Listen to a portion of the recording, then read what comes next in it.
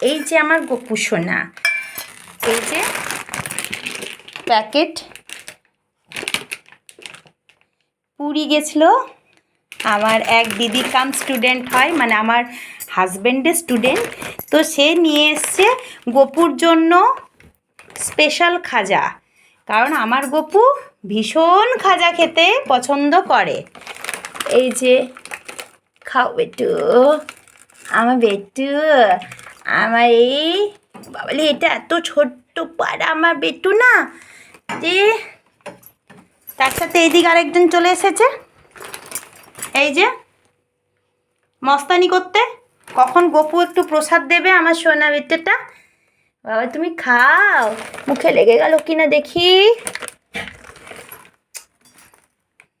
এই মাত্র ওকে আমি পুরো ফুল টুলগুলো সব তুলে করলাম, তারপরে ওকে আমি এখানে পরিষ্কার করে পরে বিকেলটা একটু পরিষ্কার করে দিই, এগুলো সব পাতুন ফাতুন তুলে দিই, দিয়ে পরে খাইয়ে দাইয়ে সন্ধে দিয়ে পরে গেছি, তারপরে দেখছি বেবি দিয়ে এসে পরে আবার দিল, ওর জন্য নিয়ে এসছে।